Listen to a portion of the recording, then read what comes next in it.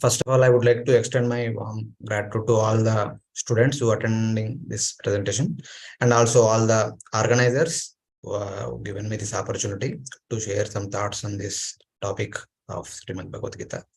So before beginning, we briefly offer prayers, seeking permission and blessings of the Guru Parampara. Om Ajnanatimirandasya Jnananjanashalakaya Chakshurunmilitam Yena Tasmai Shri Gurave Namaha. Shri Chaitanya Manobishtam Stapitam Yena Bhutale Swayam Rupa Gadamayam Dadati Swapadantikam Vandeham Shri Guru Shri Yuta Padakamalam Shri Guru Vaishnavamsha Shri Rupam Sagrajatam Sahagana Raghunathanvitam Tam Sajivam Sadvaitam Savadutam Parijana Sahitam Krishna Chaitanya Devam Shri Radha Krishna Padam Sahagana Lalita Shri Vishakanvitamsha Namah Om Vishnupadaya Krishna Preshtaya Bhutale Srimate Bhaktivedanta Swamin iti namine Namaste Saraswati Deve Gauravani Pracharine Nirvishesha Shunyavadi Pashatya Deshatarine Namo Mahavadanyaya Krishna Prema Pradhayate Krishnaya Krishna Chaitanya Namine Gauratushe Namaha. He Krishna Karuna Sindhu Deenabandhu Jagatpate Gopesha Gopika Kanta Radha Kanta Namostute Tapta Kanchana Gaurangi Radhe Vrindavaneshwari Vrishabhanu Sute Devi Pranamami Hare Priye Vancha Kalpa Tarubhyasya Kripa Sindhu Evacha Patitanam Pavanebhyo Vaishnavebhyo Namo Namaha. Jai Sri Krishna Chaitanya Prabhu Nityananda Sri Advaita Gadadhar Srivasadi Gaura Bhakta Hare Krishna Krishna Krishna Hare Hare Hare Rama Rama Rama Hare Hare. Vishnupadaya Krishna Preshtave Bhutale Srimate Bhaktivedanta Swamanyate Namane Namaste Saraswati Deve Gauravani Pracharine Nirvishesha Shunyavadi Pashatya Deshatarine Namo Mahavadanyaya Krishna Prema Pradhayate Krishnaya Krishna Chaitanya Namane Gauratushe Namaha. Hare Krishna.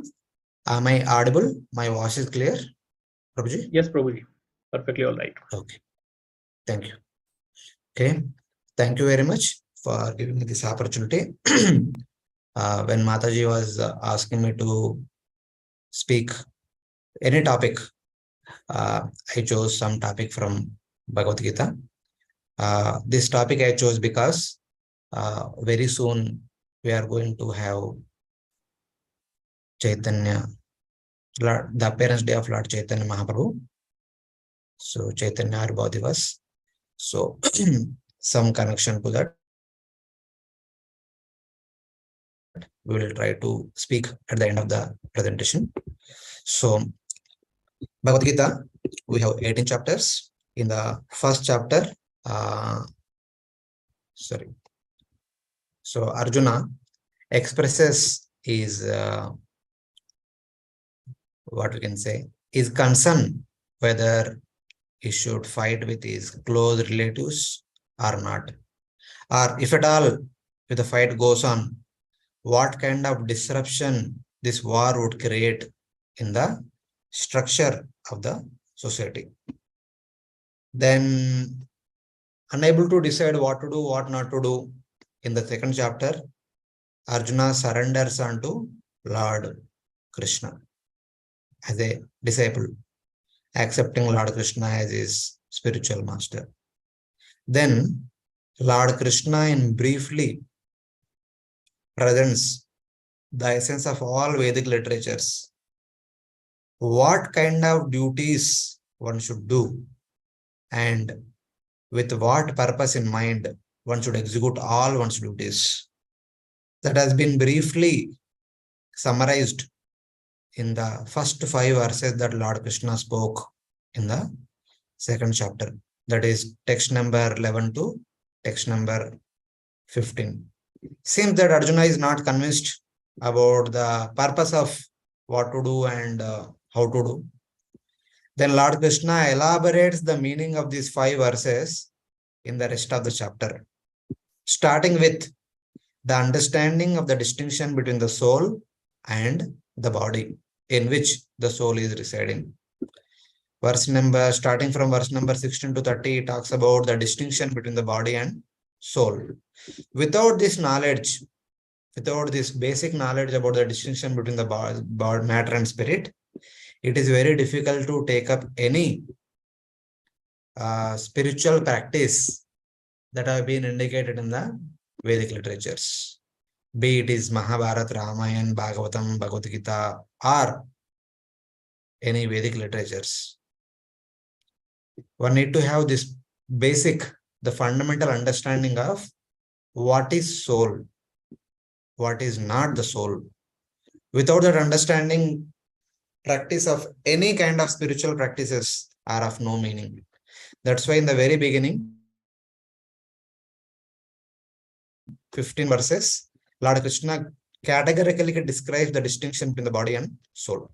Then he talks about various spiritual practices that people in general tend to practice. Some people practice karma with fruitive mentality, expecting some results in return. Some people perform karma without fruitive mentality, but for the purpose of purifying their heart, purifying their existence, purifying their consciousness. So that is called Nishkama Karma Yoga. That also Lord Krishna speaks in the second chapter. Then, with some kind of purification, one can execute Buddhi Yoga. On one side, Buddhi Yoga is considered to be Bhakti Yoga. One will engage in the transcendental service of the Supreme Personality of Godhead. On the other side, Buddhi Yoga, the corollary of Buddhi Yoga is also indicated as the practice of Jnana Yoga and Ashtanga Yoga, which traditionally many sadhus were practicing. That is also in a way indicated. Ultimately, all these practices as a ladder, one after the other, one acts at the preceding process to the next process in such a way, brings one to the state of Sthita Prajna, transcendentally situated personality, and makes one qualified to come back to Godhead. That has been narrated in the second chapter by Lord Krishna. Then, in one sense, this is the meaning of the 5 verses which Lord Krishna mentioned in the beginning. But Arjuna was not, seems to be understood what Lord Krishna explained. He again had a question. Please tell me, what should I do? I should perform activities or I should renounce and go to forest? Then Lord Krishna speaks in the third chapter about what traditionally called as Karma Yoga. So in the fourth, then he speaks about Jnana Yoga in the fourth chapter. There is a firm connection between these two chapters that is mentioned here in this couple of couplet. In the fourth chapter, the Lord loudly proclaims the cause and reason for his appearance. This section we are going to discuss, but the rest of the chapter talks about the eternal nature of his transcendental Leela amidst his eternal activities, the various pastimes. Then he praises Jnana Yoga, the goal of Nishkama Karma, which he had already mentioned. So in the third chapter, Lord Krishna talks about Karma Yoga, the mentality with which Karma Yoga should be practiced, and the purpose for which the Karma Yoga should be practiced. That has been presented. So the follow-up step in the yoga ladder after Karma Yoga is Jnana Yoga. And that Jnana Yoga is praised, is described and praised in the fourth chapter. But before entering to the glory of Jnana Yoga, glorification of Jnana Yoga, Lord Krishna suddenly adds some important topic, that is the cause and reasons for his appearance. So that section we are trying to discuss today in the next half an hour, 40 minutes. So this entire chapter has been seen in terms of a small acronym, ears. The ears, the left and right ear that we have in our physical body, are supposed to be meant to hear the transcendental knowledge of the Supreme Lord only. We tend to hear many things in this world, but the purpose of ears is to hear the transcendental knowledge of the Supreme Personality of Godhead. So why it is so is what we are going to discuss in today's talk. So E stands for eternal education, which is described in the first 10 verses, which is about the transcendental knowledge of Lord Krishna received in Parampara system. And A stands for accurate understanding of Lord Krishna. What Lord Krishna is, who Lord Krishna is, having an accurate understanding of Lord Krishna will free us from the material bondage. And then by the practice of Nishkam Karma Yoga, we can free ourselves from the bondage of reactions to our activities. That has been presented from 16 to 24. And that purification of the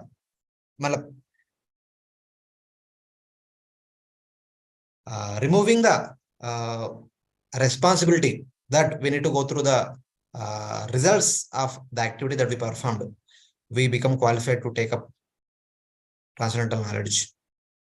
So that has been indicated how to execute that, what is the greatness of that particular transcendental knowledge has been presented in the rest of the chapter. So in essence, acting on transcendental knowledge destroys the sinful reactions to all work. Therefore, perform duty fixed in transcendental knowledge. So third chapter explains what to do. In the first 15 verses of the fourth chapter explains about why to do. If we understand what to do and why to do, then one is never bound in this material world. So this is the connection from third chapter to fourth chapter. And today we'll try to discuss about why to do whatever we do in general, and also what to do also. What is the most important activity that we are supposed to perform being a human being? A brief outlook on that particular aspect we'll try to discuss today, because that is what which will purify us and make us qualified to come back to Godhead. So that is the purpose of Bhagavad Gita. So let us try to enter into chapter 4, and we are just discussing the first 10 verses today. Briefly, a brief summary. We are not getting into the details. This seems to be a little technical, but in order to help us understand the deeper meaning of these verses, sometime back these slides were presented. We'll just try to go through. But any question you have, please stop me. No issue. So now, having explained in the previous two chapters that Jnana Yoga and Karma Yoga are one because of having the same goal, Lord Krishna praises them by glorifying the lineage of this knowledge. So, in the beginning of the third chapter, Arjuna asks Lord Krishna that at one point of time you tell me fight, at the other point of time you tell me fight. Yuddhasva vigata jvara, giving of your fear, please fight, get up and fight. At other time you say that keep all the abominable activities far away, dure nahi avaram karma. I am confused what to do.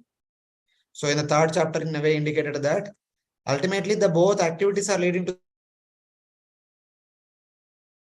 the same goal. That means Karma Yoga is the first step in the yoga ladder. Jnana Yoga is the second step. So both are going to the same, the top floor only. The goal is same. The purpose is same. So both are on the same path only. So they are not two different paths. So that Lord Krishna states in the 3rd chapter and establishes how performance of Karma Yoga purifies one's consciousness and makes one qualified to practice Jnana Yoga, take shelter of transcendental knowledge. So with that intention, which he had stated in the previous chapter, Lord Krishna glorifies now in the first 2 verses. Sri Bhagavan Uvacha Imam Vivashvate Yogam Proktavan Aham Avyayam Vivashwan Manave Praha Manur Ikshvakave Bravit. Here he says that I spoke this indestructible knowledge to Vivashwan. Whatever, my dear Arjuna, I spoke to you in the 2nd and 3rd chapters, the same knowledge elaborately I spoke long back to Vivashwan.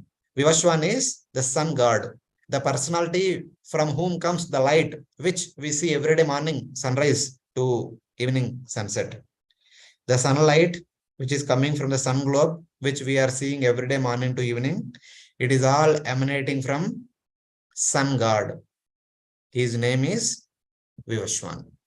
And Lord Krishna spoke the same knowledge, which Lord Krishna speaking to Arjuna here, long back to Vivashwan. And in due course of time, Vivashwan spoke to his son, Vaivashvatamanu. His name is Shraddha Deva. And Shraddha Deva spoke the same knowledge to his son, Ikshvaku. And Ikshvaku spoke the same knowledge to his son. His son spoke to his son, like that. This knowledge was coming in Guru Shishya Parampara, one after the other. So in this verse, the Lord praises Jnana Yoga, the goal of Nishkama Karma Yoga, which he had already mentioned in the previous 2 chapters. This yoga, that knowledge which has been presented in the 2nd and 3rd chapters, which I have taught to you, I previously spoke to the sun god Vivashwan, who is a devotee and who is the origin of Kshatriya lineage. During the 7th Manvantara period, the son of Vivashwan, who is also called as Vaivashvatamanu, his name is Shraddha Deva, was the first king who is the origin of Sun dynasty, solar dynasty. In that, it is also called Surya Vamsha. In that dynasty, later on, we hear that Lord Rama appeared and performed so many pastimes which were recorded in Ramayana. So Lord Rama comes in this lineage, in the Sun dynasty. So in one sense, Vivashwan is the beginner of this Kshatriya lineage. And to that personality, Lord Krishna spoke this transcendental knowledge, and that knowledge came in the same line of Kshatriyas. So like that. This yoga is Avyaya. This is eternal. So Aham Avyayam.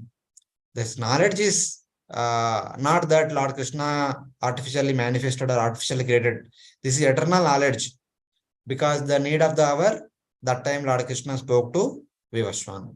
This yoga is Avyaya or eternal because of being the essence of the Vedas, which have no creation or no destruction. The Vedas are transcendental and eternal. The essence of the Vedas, which is the Bhagavad Gita, is also transcendental and eternal. They have no creation and they have no destruction. And thus, they remain ever fresh. And because its results are eternal in the sense of being permanent, whoever and whenever, in the past or in the present or in the future, hears, understands, and practices the teachings of the Bhagavad Gita, the result is also eternal. Thus, the knowledge of Bhagavad Gita is said to be ever fresh. It's not that in due course of time that becomes old and worn out knowledge and it is no more useful, not like that. Anytime and by anyone, if the knowledge of Bhagavad Gita is understood and practiced, they will attain the same destination, which is transcendental residence in the eternal spiritual world. So like that.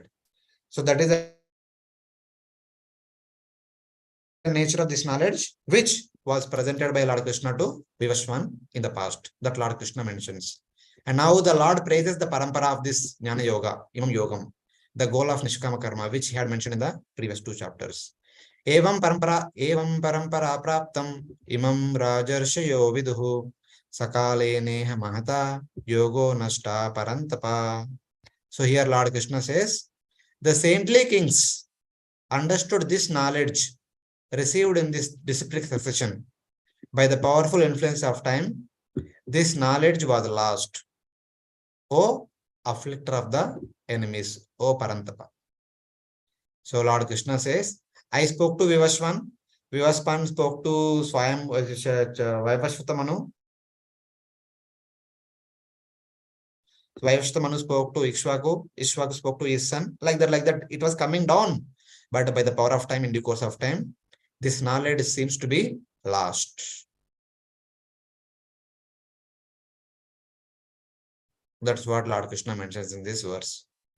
The sampradaya of this yoga in this world was broken by the influence of powerful time. And now Lord Krishna says that by speaking to you or through the medium of you, I am reviving the same transcendental knowledge which I spoke to Vivaswan in the past. So with that intention, Lord Krishna glorifying this knowledge, the past lineage or the previous parampara of this knowledge, saying that now in the next verse, the Lord gives the reason for speaking this yoga to Arjuna. So he want to revive it through Arjuna. But the question comes, why only through Arjuna? Why not through somebody else? Krishna must have revived it with somebody else also. Why he waited so long to revive it with Arjuna? The various reasons are mentioned in the 3rd verse. Saevayam maya tedya yoga prokta puratana bhaktosi me sakacheti rahasyam hi etaduttamam. He says that, as you are my devotee and friend, bhaktosi me sakacheti, you are my devotee as well as you are my friend. I spoken this yoga. So the qualification to receive the transcendental knowledge either from Krishna or in the parampara that is coming from Lord Krishna is one should be a devotee, and one should be friendly disposed to do anything for the sake of Lord Krishna or for the sake of the mission of Lord Krishna. A friend in need is indeed a friend. So basically, he who is ready to do anything for the sake of Krishna or for the sake of mission of Krishna is friendly disposed to Lord Krishna. That kind of person is qualified to receive this transcendental knowledge. And also, he who is a devotee. So Arjuna is both. So Lord Krishna spoke. And somebody may ask questions. Okay, there are many more devotees and friends also. Why Lord Krishna did not spoke to them? Because this is the ultimate secret. The knowledge can be given to anyone and everyone, but the ultimate secret cannot be given to anyone and everyone. It is only given to a special devotees, not one and all. So let us see. This ancient yoga, which should be spoken in this line of succession, has been spoken today by me unto you, who are very much attached to me. The first qualification to receive this transcendental knowledge in parampara is one should be very much attached to Lord Krishna or to the mission of Lord Krishna. Because you are my devotee, surrendered unto me, and a friend, I have spoken to you, and no one else, since it is the most secret, and therefore should be concealed. Since it is the most secret, it cannot be presented to anyone and everyone because it should be kept secret. Rajavidya Rajaguhyam Pavitram Idam Uttamam. It is Rajavidya, and hence it should be kept as Rajaguhyam. So it is revealed only to few people who are the worthy recipients of this knowledge. You are my devotee and my friend. Thus, I am speaking it to you, not to anybody else. I do not speak this to inferior persons because it is the most secret. The general knowledge can be presented to anyone and everyone, but the most secret knowledge cannot be presented to anyone and everyone. So, with that prelude, Lord Krishna begins. Lord Krishna tries to create a kind of inquisitiveness or curiosity in the heart of Arjuna, with which, what is that secret knowledge which is not revealed in other Vedic literatures, which Lord Krishna is trying to reveal here? What is so specialty? What is the specialty of this knowledge? Why Lord Krishna chose only Arjuna to speak to? That is indicated in the upcoming verses. Instead of telling it directly, Lord Krishna creating a curiosity in the heart of Arjuna by indicating that Rahasyam hi etaduttamam. It is the best of all knowledges. That's why it should be kept secret. What is that best thing? What is that secret thing? Arjuna wants to unveil. So Krishna had created curiosity in the heart of Arjuna by telling Rahasyam and Uttamam. So now Arjuna makes a question. Arjuna asks about the impossibility of what Lord Krishna has just spoken. So Arjuna also did not ask the question directly. He asked the question indirectly by posing a question like an ordinary person. So what is that ordinary person question? Aparam bhavato janma param janma vivashvataha katam metad vijaniyam tvamadau proktavaniti. He says that, oh, you have appeared after Vivashvan. He was born previous to you. How can I understand that you spoke this yoga in the beginning? So according to Arjuna, according to history, my dear Lord Krishna, both you and me appeared together. So Lord Krishna appeared in the month of Shravan and Arjuna appeared in the month of Falguna. So from Shravana to Falguna. Okay. For you, I would make it simple. So Lord Krishna appeared in the month of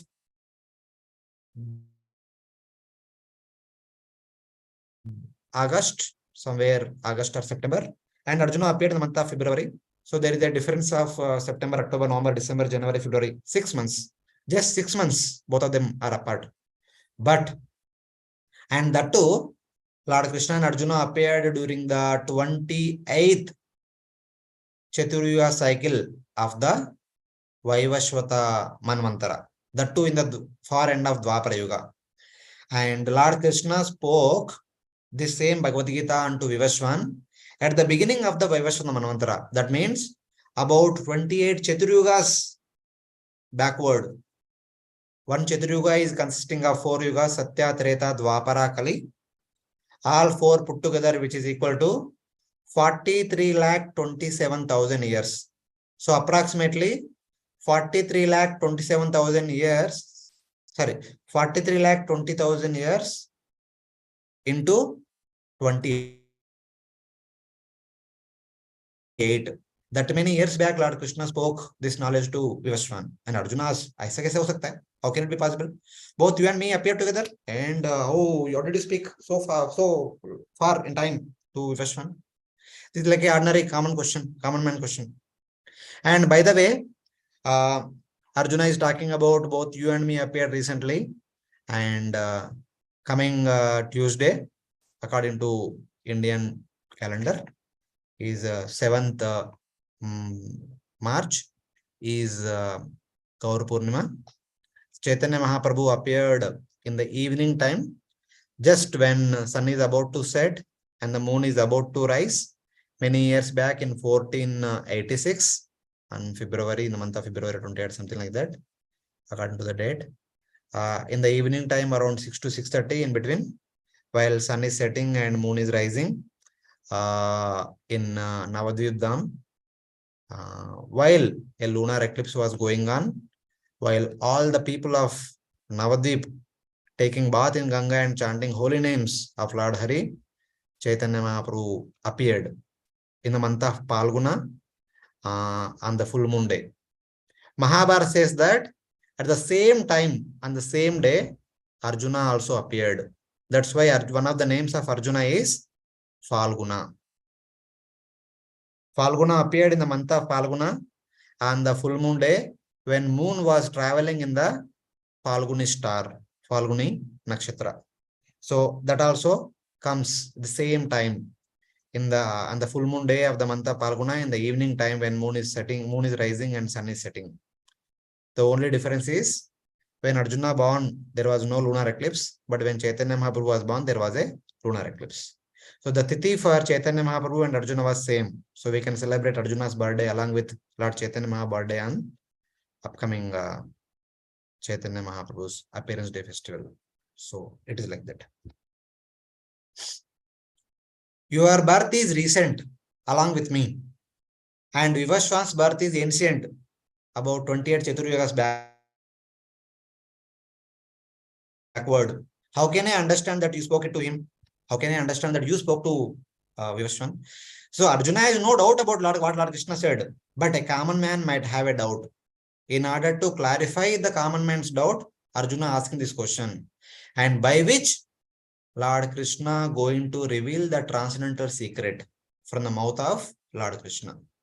Arjuna asked the question to remove the doubt of the ignorant persons concerning the omniscience and eternal nature. This one. This is the secret. What was the Uttamam and Rahasyam? Omniscience and eternal nature of the Lord, which arise because Lord Krishna appeared in a human form and was born from Devaki. All of us, people in general, hear that on the midnight of the 8th lunar Tithi Ashtami in the month of Shravan, Lord Krishna appeared from the womb of Devaki. Okay, Krishna appeared from the womb of Devaki and I appeared from the womb of my mother. I also appeared and Krishna also appeared. I am a human being, Krishna also human being. What is so special about him? I also have knowledge, Krishna also has knowledge. What is so special about him? How can Krishna become omniscient? How can Krishna become eternal? Because Lord Krishna is also human like me. Lord Krishna also born from the womb of a mother like me. This is the common question people do have in this world. History has so many evidences. People make Krishna to be a politician. People make Krishna to be an intelligent strategist. People make Krishna to be a powerful warrior. Nothing more than that. And they say that, okay, by speaking Bhagavad Gita, he became Bhagavan. He became Bhagavan. They say that he is not Bhagavan. He became Bhagavan. So, like that. But Arjuna want to remove the doubt. So now the paradox is, if Lord Krishna is human, he cannot be omniscient. He cannot be all-knowing. Because we are humans, we are not all-knowing. How can Krishna be all-knowing? How can you say? So Prabhupada writes that at the time of birth, we forget everything about our past. While we are coming out of the womb, we forget everything about our past. That's why the child rose. I mean, child cries as soon as he comes out of the womb. Who am I? Who am I? Something like that, out of ignorance. So human means forgetfulness. How can you call Krishna is omniscient? And if he was born, he cannot be eternal. Jatasi dhruvam mrityu, dhruvam janma mritasya. How can you say that he is eternal? He is taking birth again and again. He is appearing as Ram, Krishna, and this, that, and so many births. So we cannot call him eternal. If somebody has birth, he cannot be called eternal. If somebody is a human being, he cannot be called as omniscient. The Lord knows the truth about himself, but others do not know. How Lord is omniscient and eternal, only the Lord knows. And this is the secret. and this is the Uttamam. And therefore, from his lotus mouth, the real nature of his form and birth should be revealed for the benefit of one and all. So Arjuna asked this question, indirect question, to bring out that Rasyam hi etuttamam from the transcendental mouth of Lord Krishna only, because we don't know, we cannot talk about it. Only Lord Krishna knows about it, so he should only talk about it. So with that intention, Lord Krishna asked this question. So now, in the next two verses, Lord Krishna establishes how he is omniscient and how he is eternal. In the first verse, he establishes omniscience. In the next verse, he establishes his eternal nature. And then the next two verses, he talks about being omniscient and being eternal. Why does he appear again and again? What are the reason with which he appears again and again in this material world? That is mentioned in the following verses. Now the Lord explains that he instructs through the agency of his avatars. Sri Bhagavan Uvacha Bahuni me vetitani janmani tavacha Arjuna tani ham veda sarvani natvam veta parantapa. He says that you and I have gone through many births. My dear Arjuna, both you and I appeared many births. Many times we appeared. I know all of these, but you do not know, O afflictor of the enemies. Both you and me appeared many times in this world. I do know all those, but you do not know. The reason Lord Krishna explains in this verse. I appear as various avatars, and you also appear as my companion at that time. Whenever Lord appears in any of the avatara, Arjuna also accompanies Lord Krishna in one of the form. I know, since I am omniscient, your knowledge for fulfilling the purpose of my pastimes. Though this is what Lord Krishna says. What was the paradox? If someone is a human being, he cannot be omniscient, because at the time of birth, we forget all past knowledge.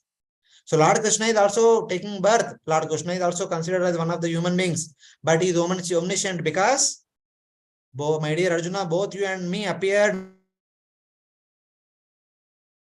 many times, but I do not forget because I am Bhagavan, and hence I am omniscient. You do not remember because you are one among the human category. And from external point of view, we can see Arjuna is one among the human category, but from Lord Krishna's point of view, I have covered your knowledge, though you don't. Thus, you do not remember about when, where, how we appeared in the past and what kind of activities we performed. All that knowledge is covered. Sarvasya chaha mritisannivishto matta smriti jnanam apohanam cha.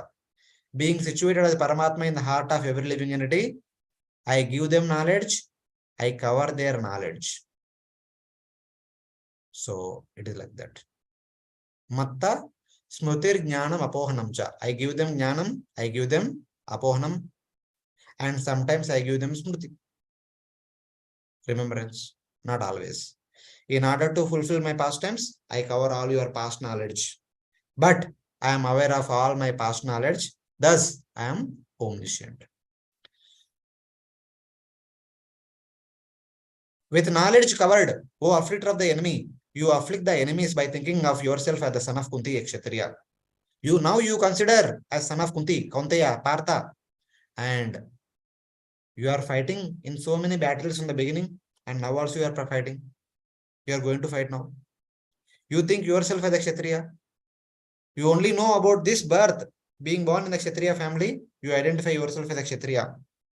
That is the result of my covering your knowledge, your transcendental nature. So in that way, though I am one, I have many eternal forms. Holding all those eternal forms within myself, like the Vaidurya stone, I taught him stands for Vivaswan in another form previously. Though I am one, but I have unlimited forms. All those forms are situated within me only. Right now, I am speaking Bhagavad Gita to you in the form of Vasudeva Krishna. And previously I spoke the same Bhagavad Gita to Vivaswan in some other form. So like that, Lord Krishna says that by this statement coming from Lord's own mouth, he establishes his own omniscience. He knows what he did in the past. This is one of the proof. So thus, though apparently he seems to be like a human being, but he is Bhagavan and hence he is omniscient. He remembers what he did in the past in his various avataras. Currently in the form of Krishna, I am speaking Bhagavad Gita to you. Previously, in some other form, I spoke the same Bhagavad Gita to Vivaswan. That Lord Krishna knows, that establishes his omniscience. So it is like that. But it is not that Lord took different form. Lord has unlimited forms together within him. And as per the need of the hour, he reveals various forms. The example is there in the Bhagavad Gita itself. In the 11th chapter, Lord Krishna himself reveals the universal form and then reveals the Chaturbhuja Vasudeva form and again comes back to two-handed Krishna form. He is not creating. Everything is there within himself. He is just revealing one form and hiding other form at different intervals. All are within himself. Even Lord Krishna revealed his the form of Lord Rama to Hanumanji and also to Jambavan when it was needed to reveal their connection with him. So it's like that. Then Lord continues. Thus Lord's birth are real. Thus Lord's births are real. But by being born, he does not undergo any transformation, since this is refuted in his later statements. So our birth produces lot of transformations. At birth itself, we forget about the past lives, and after birth, we keep growing. And then we give byproducts, we stay for some time, we continue and dwindle and die out, decay, one day die. So that happens to us, the human form. In speaking of the uniqueness of his birth and form, the Lord indicates his eternal nature. The next verse, though Lord takes birth like any other person, here as the son of Devaki and Vasudev, appearing through the womb of Devaki, but his birth is not like the birth of ours, and he remains eternal. He is not subjected to birth and death that we go through. So in that way. Ajopi sanna vyayatma bhutanam ishvaropi san prakritim swamadhishtaya sambhavami atmamayaya. Though I am unborn and the Lord of all living entities, bhutanam ishvaropi san, having an imperishable body or imperishable form, I appear with my own body by my own energy.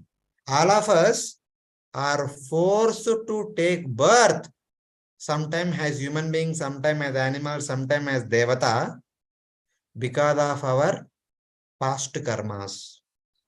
But the Supreme Lord is not forced to take birth because of his past karmas. Instead, by his own sweet will, he appears at various times.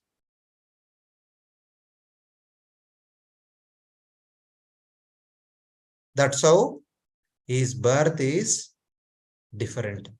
Lord appears only by the request of devatas in order to establish the religious principles, in order to re-establish the religious principles.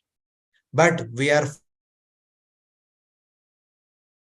forced by our karma to take birth in different species, one after the other. That distinction has been indicated in this verse.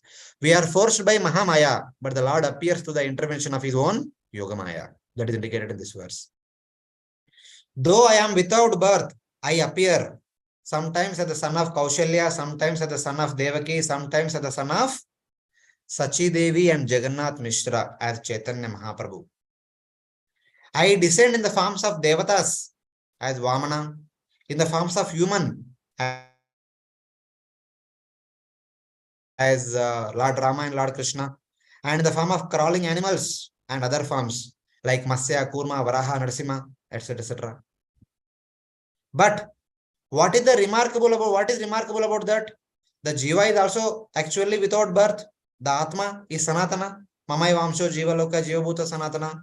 And is born again and after the destruction of the grass body. When the previous grass body is destroyed, the Atma is again born again. What is so special about your birth? The Lord answers, I have an indestructible body. The body of all of us, the human body is destructible, goes through 6 transformations. But the Lord Swami is Avyaya Atma. It is nowhere created and nowhere destroyed. It is only manifested, or it is made visible and made invisible time and again. I make my appearance being situated in my own transcendental form. Prakriti's form, Adhishtaya. Prakriti means one's own nature. Being situated in my transcendental form, I make myself visible and invisible. Just like the sun appears and disappears every day. Sun does not take birth in the morning and sun does not die in the evening. The same sun is there throughout the creation. He makes himself visible in the morning. He makes himself invisible in the evening. He becoming invisible in India and becoming visible in America. And again, he becomes invisible in America, becomes visible in India with a lag of 12 hours. That is the nature, transcendental nature of Supreme Lord. Just because he's becoming visible at a certain time, we cannot say that he's taking birth like us. It's not like that. Here, Prakriti means Lord's Swarupa, which is Sachidananda Swarupa, which is Lord's true form. Accepting a form which is composed of Shuddha Sattva, Lord manifests himself as the son of Kausalya, Devaki, and Sachidevi. Being situated in my nature, I appear with my Swarupa by my own will. By my transcendental will, I appear with my Swarupa. I am not forced to take birth like ordinary human beings. I appear through my Yogamaya. Atmaya stands for Yogamaya, revealing my present form, having covered the previous forms, divide of difference between body and soul. For us, there is a distinction between the body and soul. For the Lord, there is no distinction between the body and soul. And Lord's form consists of all transcendental forms. But according to the need of the hour, he reveals one among the many forms. At other times, he reveals another form. Though I am without birth, I appear or I descend as devatas, humans, animals, and other forms. For I have an indestructible body. My form of knowledge and bliss, the Sachidananda Swarupa, is without birth, is without transformations. Our form has birth and death, and we go through 6 transformations. But I remain the controller of all living entities. We can't even control ourselves. But Lord is the controller of Ishwaropisan, control of everyone. The birth of his Swarupa is thus like the appearance of sun, which is not technically called as birth. Thus, his birth and his form are completely different from the people of this world who simply depend upon karma. So by this statement, his eternal nature has been established. Because his birth and his form are not like the birth and form of this material world, the people of this material world.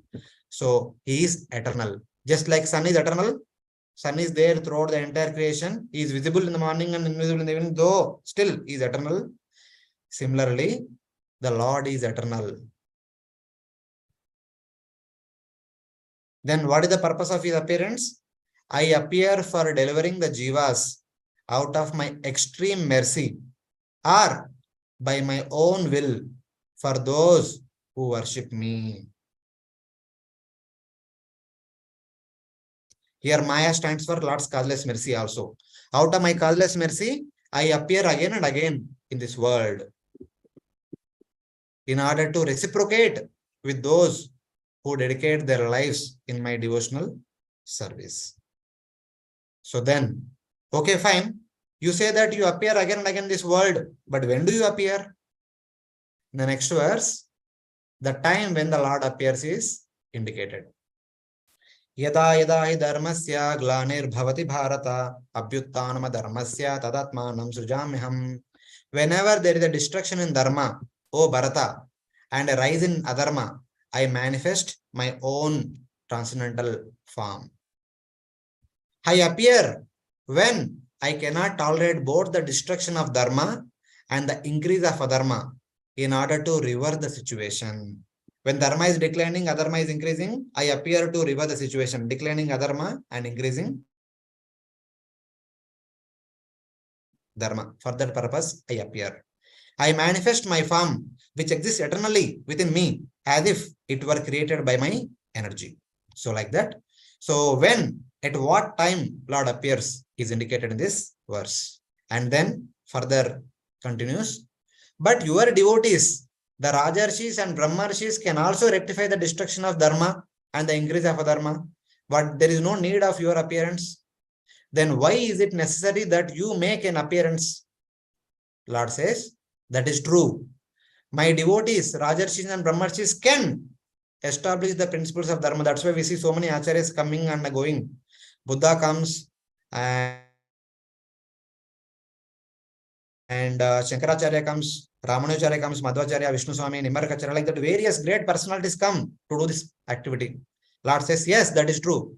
But I come and perform feats which are very difficult for others to do. That is expressed in this verse. I come with a special thing which ordinary people cannot do. To do that, to do the twofold activity, I manifest myself. Only I can do this. No one else can do. Paritranaya sadhunam vinashaya cha dushkrutam dharma samstapana arthaya sambhavani yuge yuge. What are those two things that no one else can do and only Lord can do? That is indicated in this verse. In every age, I appear to protect the devotees, to kill the demons, and to establish the principles of dharma. So what is the twofold purpose of Lord's appearance? I appear for delivering my dedicated devotees, whose hearts are bursting with longing for me, who are suffering due to their devotion unto me. My devotees are constantly serving my deity form. With the sufficient amount of purification, they will develop a desire to serve me in person. They are longing for that. They are hankering to see me and serve me in person. In order to fulfill their desire to serve me in person, I make my appearance. This is one. So for some devotees, Lord makes his appearance in front of them. For other devotees, Lord takes them to spiritual world where they get to see the Lord continuously and serve the Lord continuously. It is possible either way. Sometimes Lord comes to this world in order to rescue the devotees. Other times Lord takes the devotees to spiritual world to facilitate them their desired way of service. That is the purpose.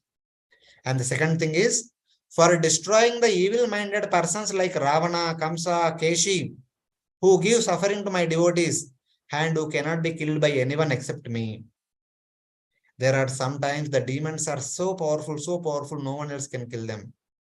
In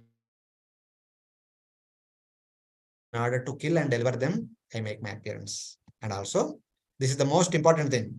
For establishing in a firm way the supreme dharma of meditating on me, serving me, worshipping me, and singing about me, which cannot be instituted by anyone but me. Samstapanarthaya. Samyak rupena stapana arthaya. The acharyas can establish the principles of dharma, the principles of bhakti. But in order to preach and propagate a special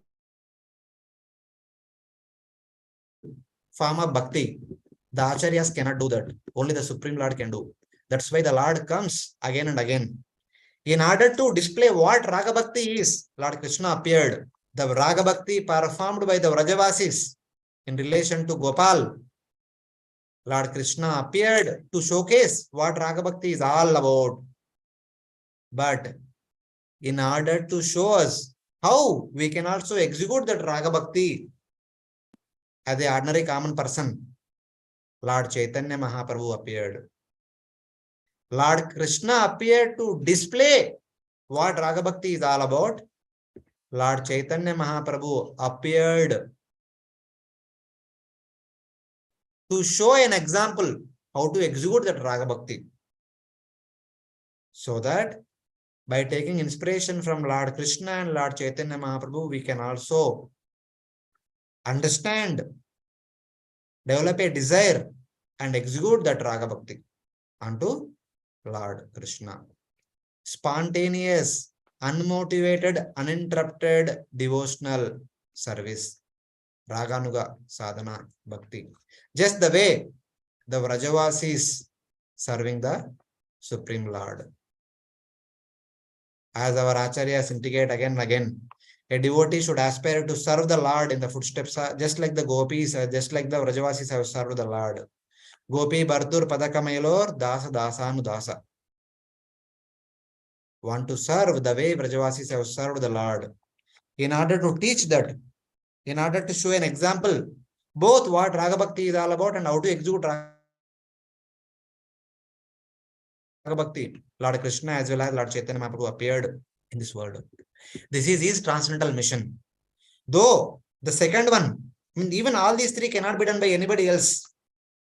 In order to reciprocate with the devotees in person, anyone else cannot do. Only Lord only can do. Either way, either Lord has to come to here, come to this material world, or the Lord has to take the devotees to the spiritual world. He can reciprocate with the devotees. And these powerful demons cannot be killed by ordinary kings. So Lord has to kill personally and deliver them. And in order to establish the special moods of bhakti, such as Raga Bhakti, Acharyas cannot do that. Lord himself has to come and demonstrate both what it means and how it can be executed. So that is this.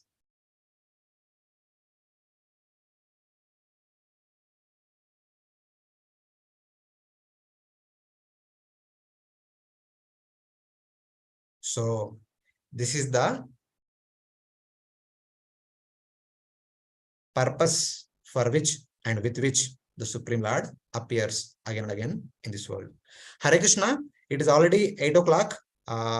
Should we continue for 5 more minutes or we should stop here? Because 2 more verses are there. Just they are like the tip of the iceberg with that. Yes, Babuji, we can continue. Please. Okay. So then Lord continues. You will be successful just by knowing in truth about my birth, described previously, and after my birth, my transcendental activities. That is expressed in this verse. So in the previous set of verses, it explained that why and how, when Lord appears, and what is the transcendental nature of Lord's form and his birth have been indicated. And now, for what purpose? Okay, Lord appeared, transcendental, eternal, but what I'm supposed to do? We are supposed to know about them. We only get the benefit of all these things by knowing about them. That is indicated in the next 2 verses. Janma karma cha me divyam evam yoveti tatvataha taktva deha punarjanma naiti mameti so Arjuna. He who understands in truth my spiritual birth and activities attains me on giving up this body and giving up his current human body and does not take human birth again or any birth again in this material world. This is the purpose. This is the reason. This is the mission of Lord's appearance in order to take us back to Godhead. Being spiritual beyond the gunas, Lord's birth and activities are transcendental and eternal. Yo veti tatvataha. But, of course, Lord's birth and activities are transcendental, eternal. So what? But he who knows that my birth and my activities are truly eternal, not superficially eternal, truly eternal, tatvataha, based on my statements that I am unborn and I am situated with my indestructible body. Ajo api san avayatma. My body is avaya and I am aja. I am unborn. My birth is like sun's appearance in the morning, and my disappearance is like sun's invisibility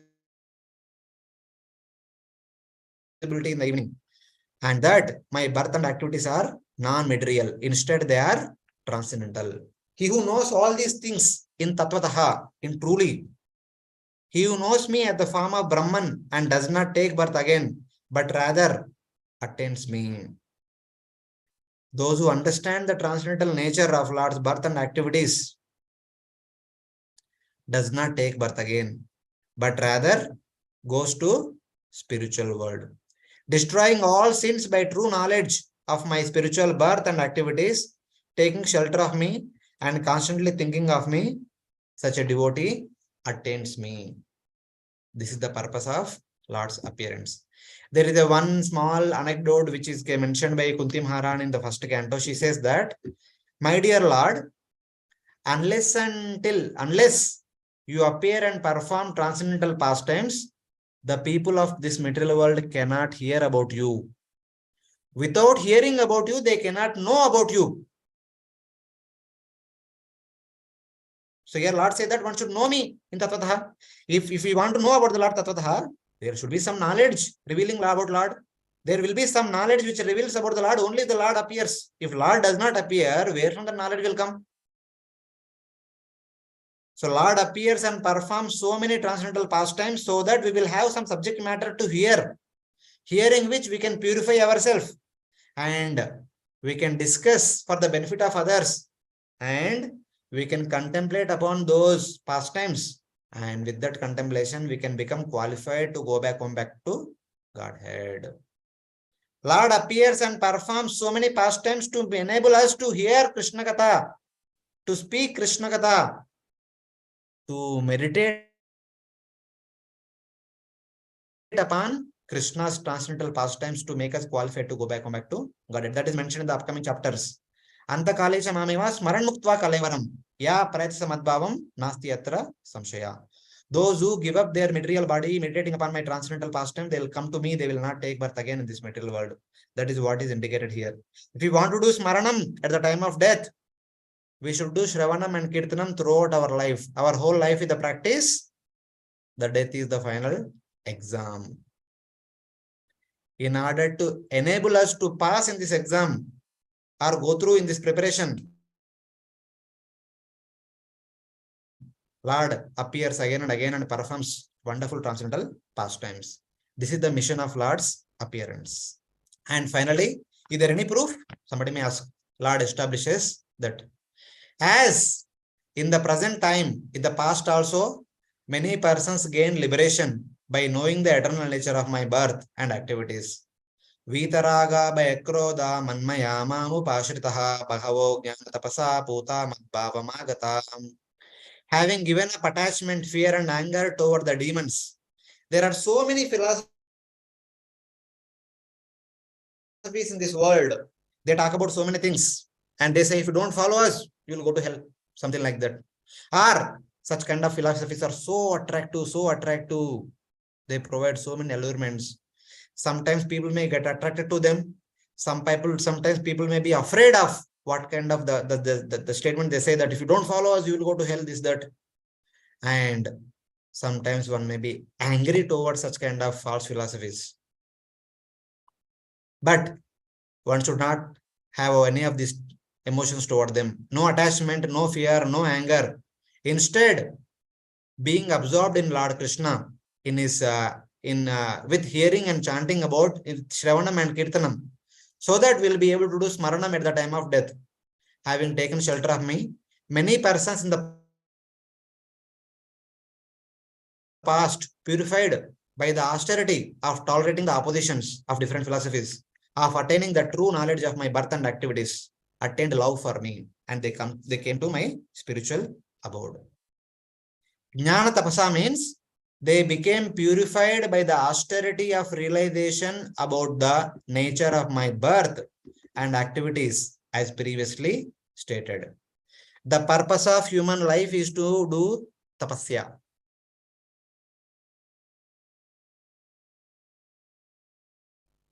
As Lord Rishabhdeva tells to his 100 sons in the Bhagavatam 5th canto, Nayam deho deha bhajam ruloke kashtam kaman ahrate vidbujam ye.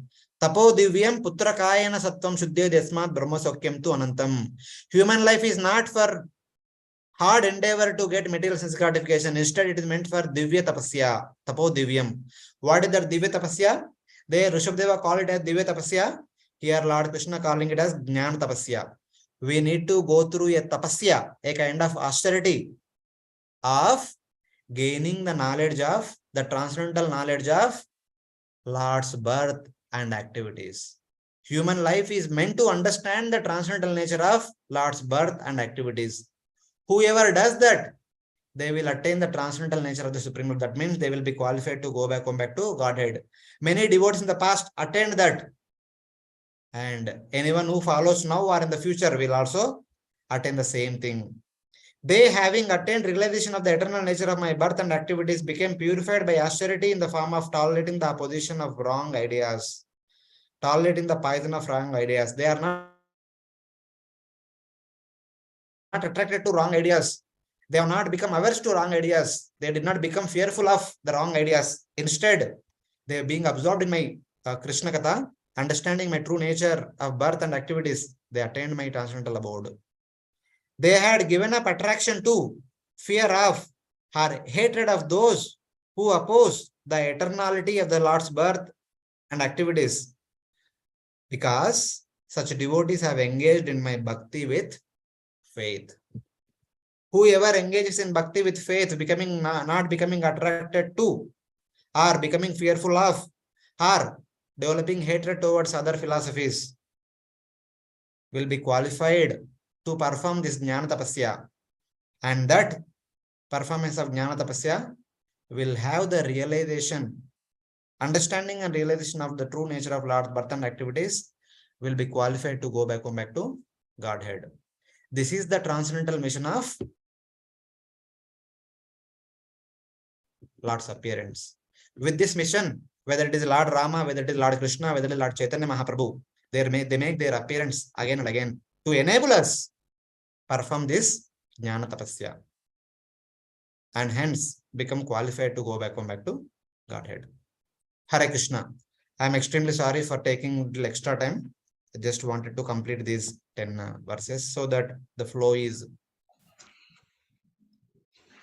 indicated. Hare Krishna. Thank you very much, Prabhuji, for the wonderful class. Harilila Prabhu, can you please unmute yourself and say a few words? I think Prabhuji is in another call. Okay. Okay, thank you very much, Prabhuji, for the wonderful class and the wonderful lecture.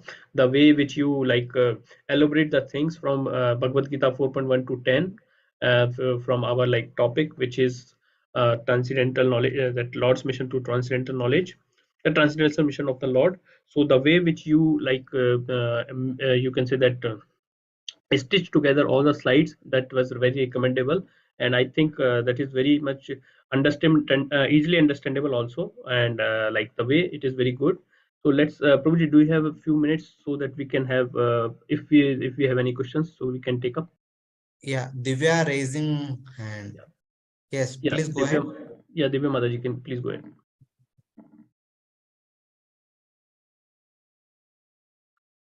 Divya Mataji, please unmute yourself and ask your question.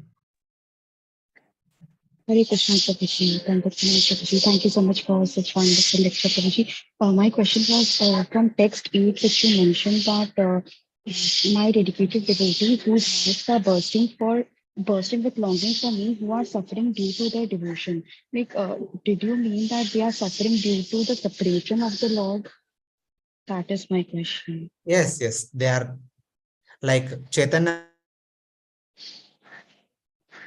Mahaprabhu pastimes. We hear that in Jagannath Puri, in Gambhira, every moment Chaitanya Mahaprabhu was going through intense pain of separation.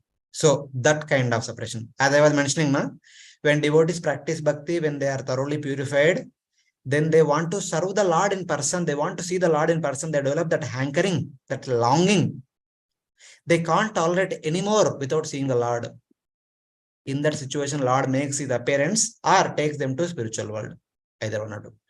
That is not material suffering. That is the pain of separation that they can't tolerate anymore not seeing the Lord.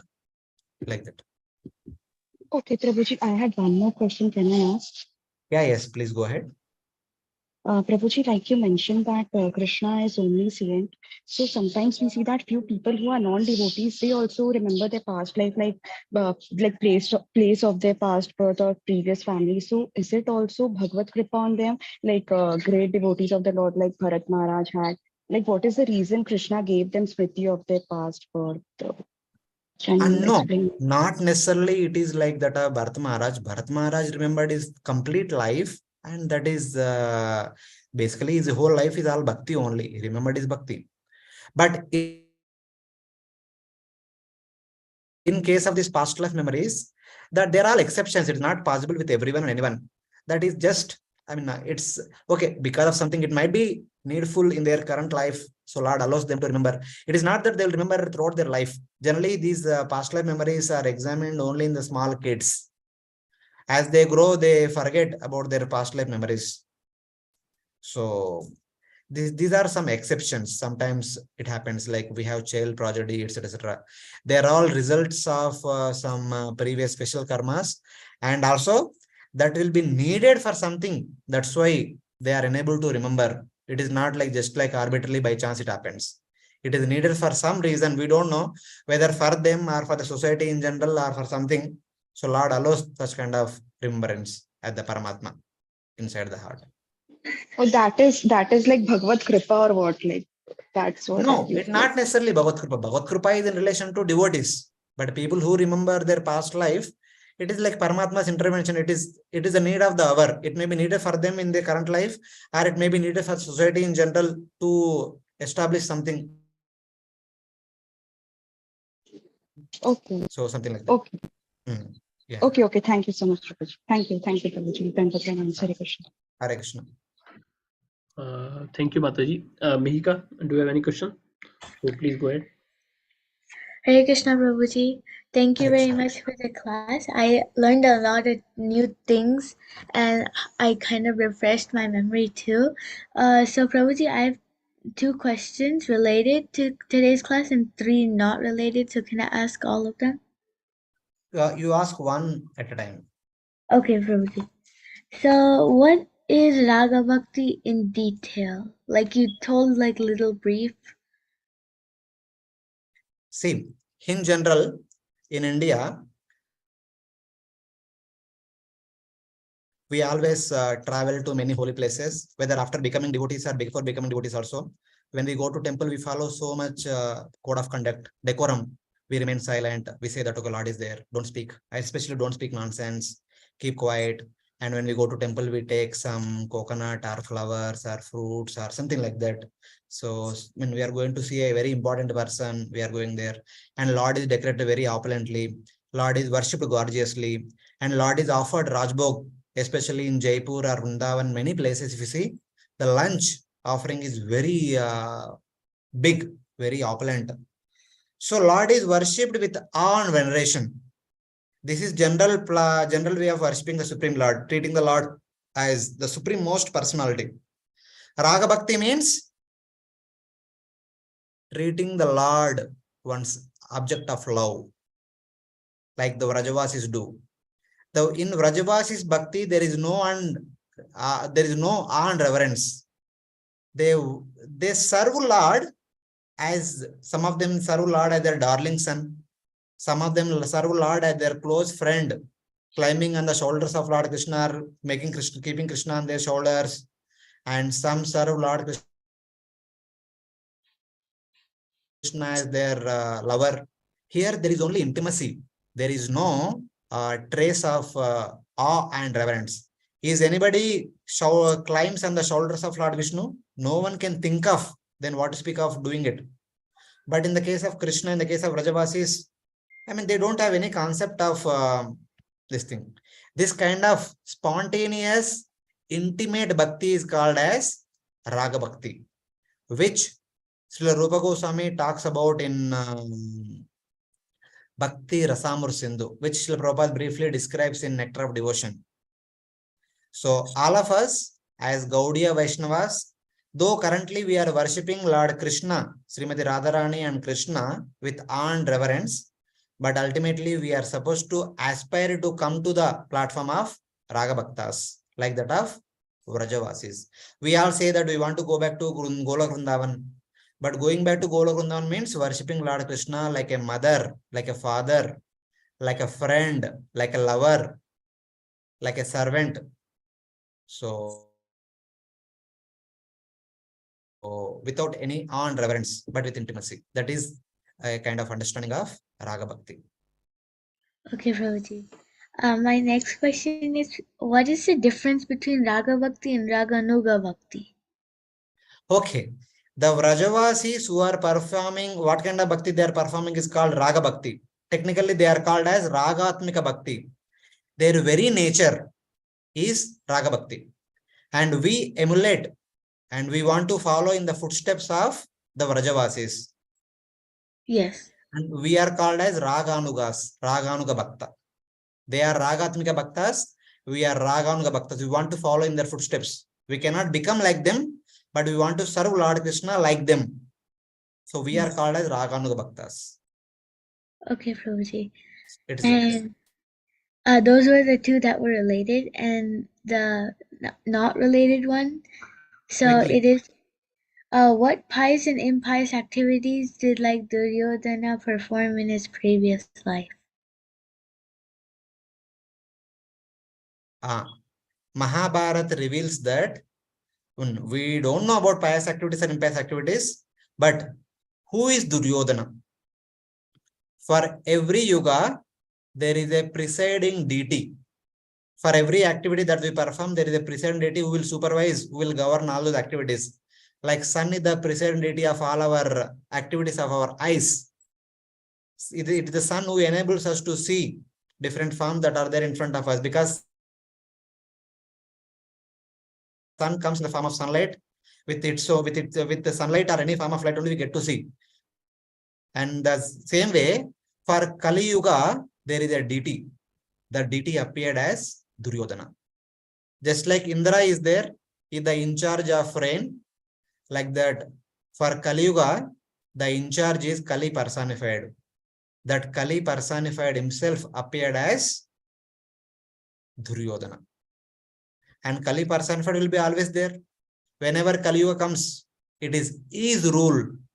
There are 4 personalities: Kruta Yuga personified, Treta Yuga personified, Dwapar Yuga personified, Kali Yuga personified. So for Kali Yuga, he is the ruler. Like currently we have the Prime Minister, Sriman Narendra Modi. So like that. And that Kali Yuga personified before beginning the Kali Yuga itself appeared as Duryodhana. And as Kali Yuga personified, Kali itself with a sinful age. So he is sin personified. He must have performed so many sins in the past, etc. etc. So we don't have the complete account what kind of activities performed, but he is the in charge. He is there always. And whenever needed, just like Indra appeared as Arjuna, Kali appeared as Duryodhana in the past times. So like that. Okay, Prabhuji. Prabhuji, can I ask more questions? Hare Krishna. Okay. Hare Krishna, Babuji. Quick. Do you have time or we can go for later, Babuji? No, it's okay.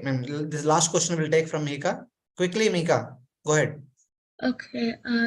Like Prabhuji, like since we came to this material world by envying or like jealousing the Lord, so then how is it guaranteed that we won't come back again? Like once we go to Okay. Golok. If we understand that we made a mistake, and if we make the same mistake again, this kind of result will come. So then we will never make that mistake. In the material world, we forget about everything that we have done in the past, in our past lives. Even in this very life also, what we have done in the past, many things we don't remember. That is the nature of this material world. But spiritual world is not like that. In the spiritual world, there is a memory. Having come to this material world, having gone through unlimited miseries, when we go back to spiritual world, we don't want to make the same mistake again. Okay, So Prabhuji. thus, he who goes to spiritual world does not want to come back again. Okay, Prabhuji. Hare Krishna. Hare Krishna. Thank you very much for giving me this opportunity to share some thoughts of my little understanding of Bhagavad Gita. Thank you very much, Prabhuji. Hare Krishna. Anybody has any questions? ग्रंथराज Shrimad Bhagavad Gita की जय। अनंत कोटि श्रील प्रभुपाद की जय। अनंत कोटि वैष्णव की जय।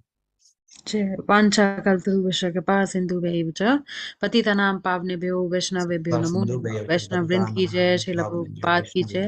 His Grace Pavineshwar Prabhuji ki jai. Thank you so much, Prabhuji, for a very, very nectarian class. Thank you so much, Prabhuji. And we please come try again and again, Prabhuji. So youth and we also get many things from your divine mouth, Prabhuji. Your lectures are so inspired. Very nice lectures, Prabhuji. Thank you so much for everything.